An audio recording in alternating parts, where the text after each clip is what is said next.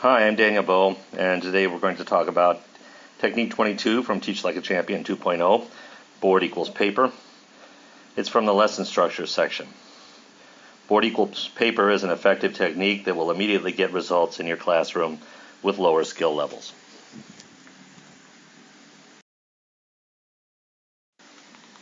Next time you observe a class at the high school or college level, take a minute to observe what students write in their notes.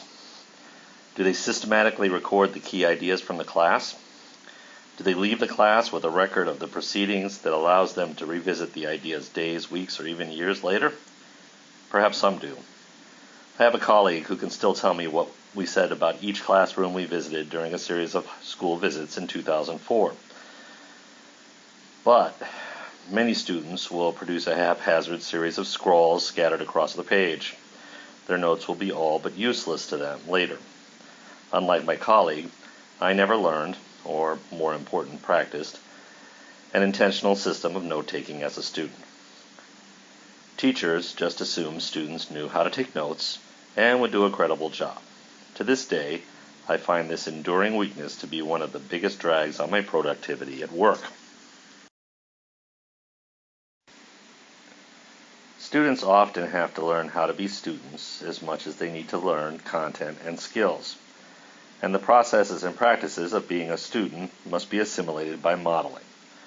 One of the most complex and critical aspects of being a student is learning to take notes and retain a record of one's knowledge.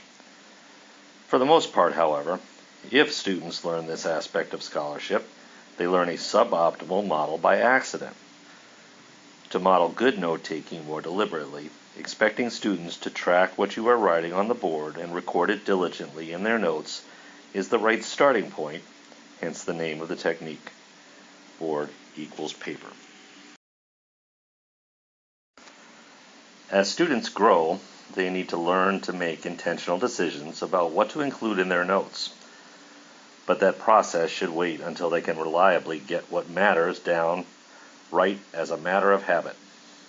The best way to start students on the path to autonomous note-taking is to make your overhead or projector a mirror image of the graphic organizer you give to the students to take notes on. As you fill in a blank, they fill in a corresponding blank. You fill out the projected worksheet on the board and say, "Make your paper look like mine."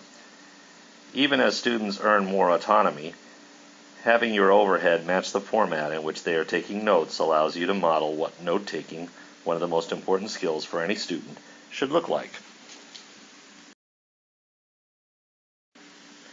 Gradually, students should develop note-taking independence, filling out longer and longer passages of their graphic organizers on their own, ultimately taking notes on a separate sheet of paper as you write terms and definitions on the board exactly as you wish students to copy them down.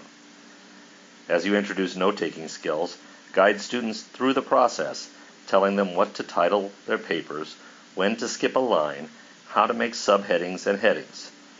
When they can do this reliably, you can gradually begin to divest yourself of responsibility for exact phrasing and let students own even that. But know that it may take years before students are ready to own full responsibility for such a critical piece of the process. Thank you for watching this presentation on Technique 22, Board equals paper.